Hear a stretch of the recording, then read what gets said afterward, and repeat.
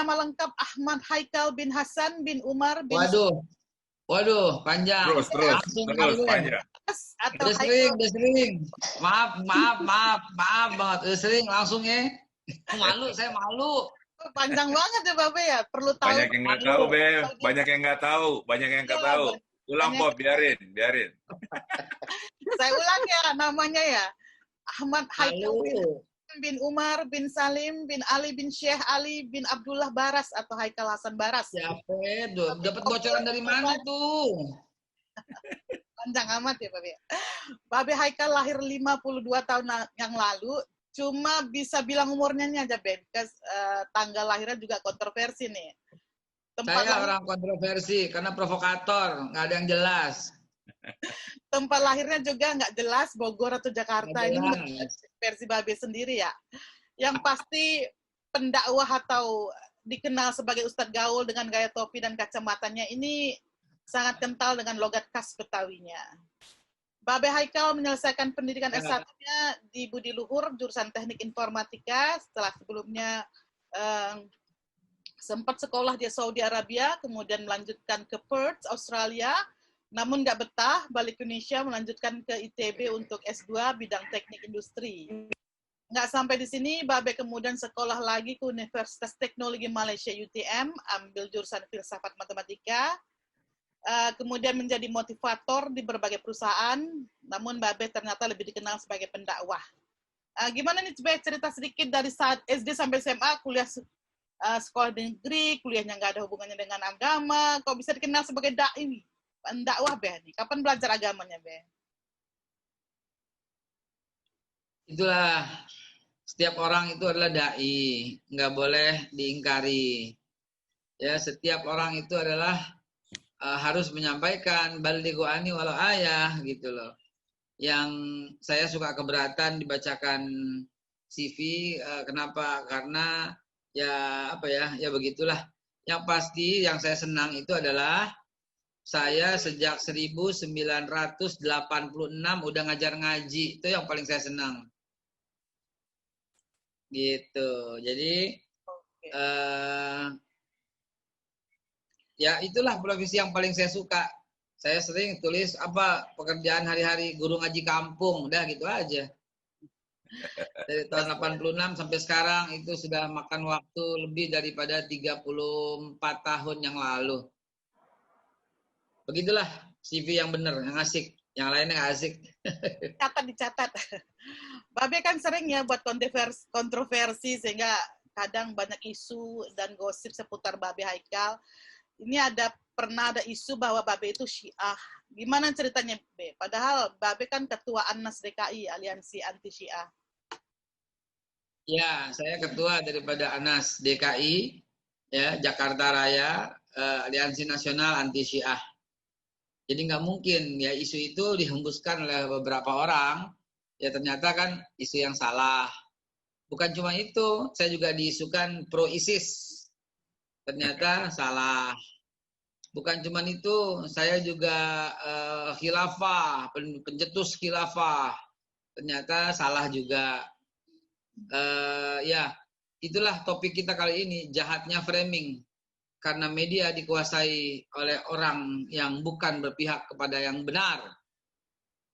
Isu yang diantara bahkan teman-teman sendiri, bahkan sesama pendakwah sendiri, bahkan sesama para asatis, para ustadz sendiri, itu masih ada yang kemakan isu itu.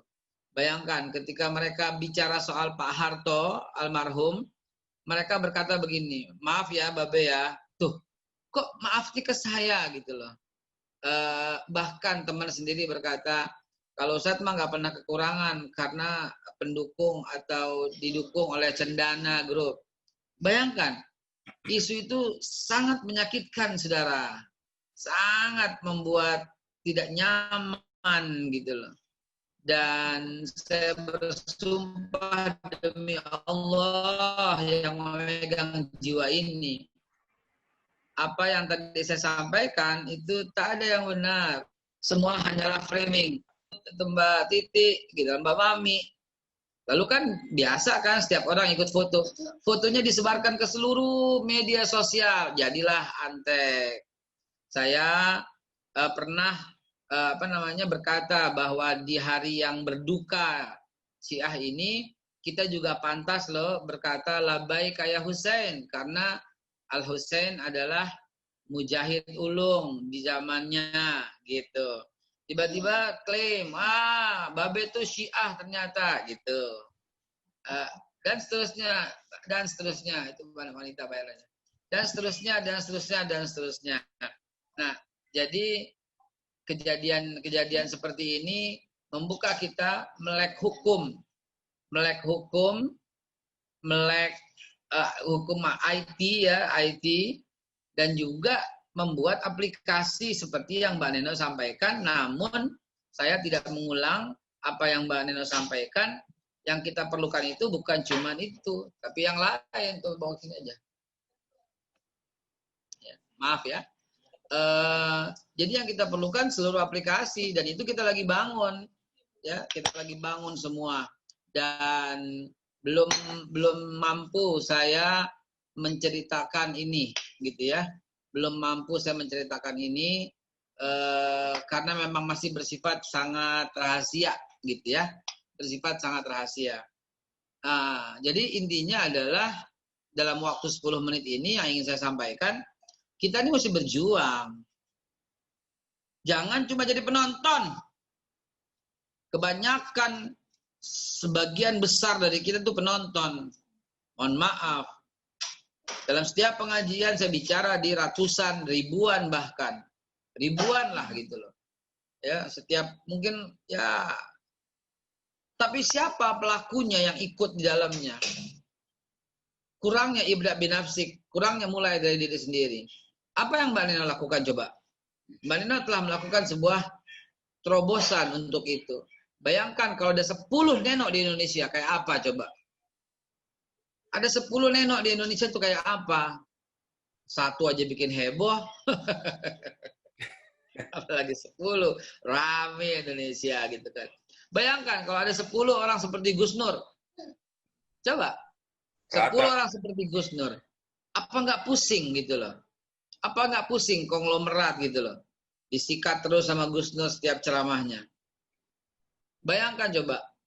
Ada 10 orang seperti Bang Rafli Harun. Gimana coba? Apa nggak tegak hukum dan ketatanegaraan di Indonesia? Jadi kita bicara soal Gus Zulfikri. Orang itu juga gitu loh. Dai-nya itu juga gitu loh. Pendawanya itu juga gitu loh. Pelopornya itu juga gitu loh. Oposisinya itu juga gitu loh. Mana yang lain? Mana yang lain? Gus Zulfikri yang sedang terjadi, ya, kita tuh perlu dukungan dengan yang lain. Yang lain, mana yang lain? Apa takut? Apa takut karena pegawai negeri? Apa takut karena pegawai swasta takut diberhentiin? Apa takut karena nggak dapat apa? Mana yang lain? Itu yang kami tanya. Kita perlu itu. Para habaib, 10 orang seperti Habib Rizik, apa nggak selesai gitu loh. Jadi teman-teman sekalian, yang sekarang tidak ada itu duplikasi. Benar kata Bunda Neno tadi. Kita ini nggak akan lama lagi berjuang. Kita perlu anak 30-an tahun yang masih bisa berjuang selama 30 tahun lagi. Kita ini udah lewat 50 semua. Kalau lewat 50 berarti kita tinggal 8 tahun, tinggal 7 tahun, tinggal 6 tahun. Karena usia 60 udah pasti sunatullahnya itu melambat, menua. Ya, melambat, menua, melupa, melemah. Itu sunatullahnya nggak ada. Makin tua, makin hebat tuh nggak ada. Bahkan Rasulullah, bahkan para nabi. Mana?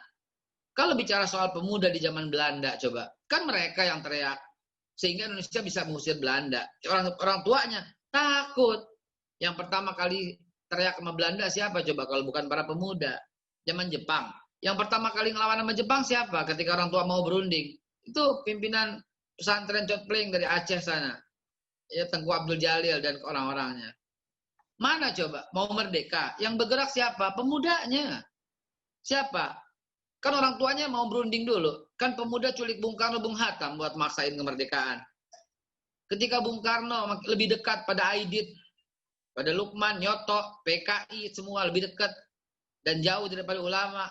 Menjarahin Hamka, penjarain Nasir, penjarain Safruddin, penjarain Yunahi Nasution, semua ulama-ulama dipenjarain sama Bung Karno pada waktu itu. Ini biar pada melek yang lihat nih.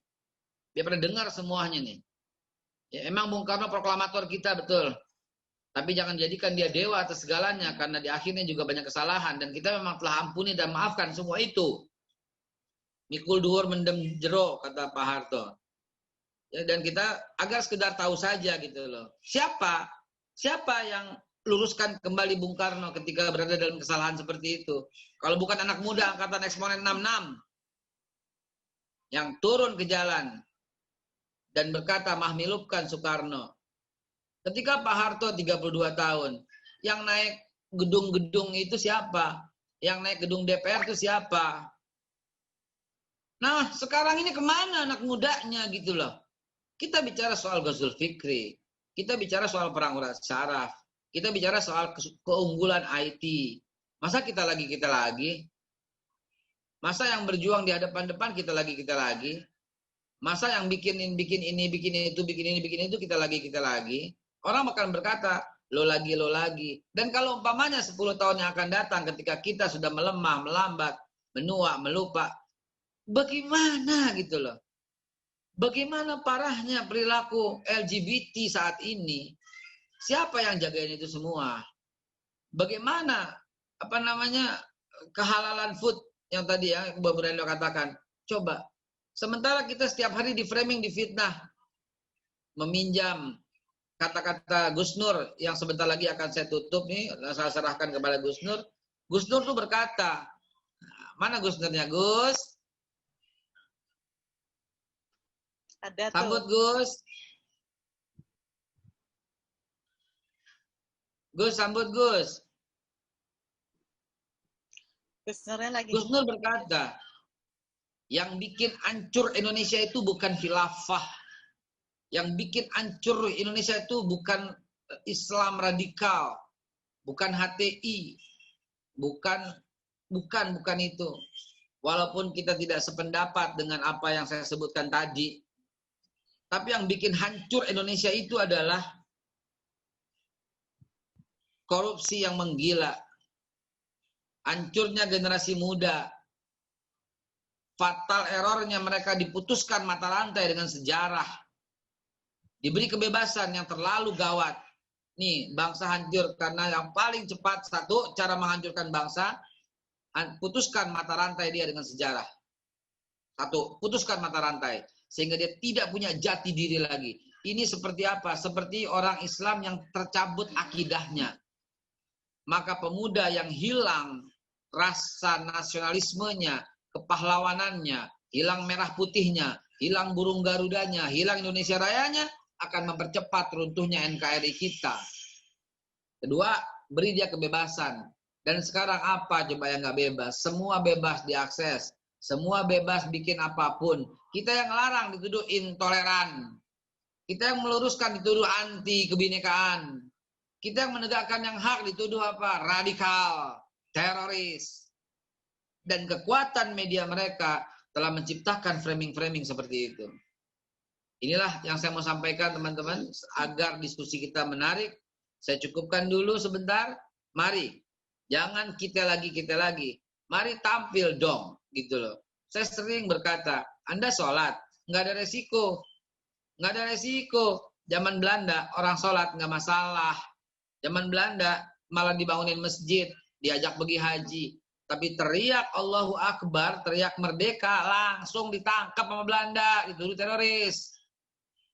Zaman Jepang, begitu juga zaman Jepang. Orang bebas beribadah dan ngapa-ngapain. Tapi begitu teriak Allahu Akbar, teriak merdeka, habis sama Jepang.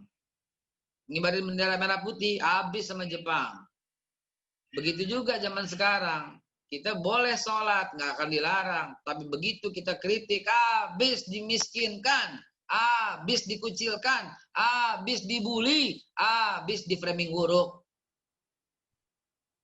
Itulah yang terjadi saat ini. Mari kita lawan yang demikian dengan mau'izah hasanah, bil hikmah wal mau'izatil hasanah, dengan memahami koridor hukum, dengan paham undang-undang ITE-nya, dengan pahamlah semuanya agar kita tidak terjerat hukum dan tidak jadi musuhan. dan yang kita cubit tidak merasa tercubit. Yang kita ingetin tiba-tiba menjadi sadar.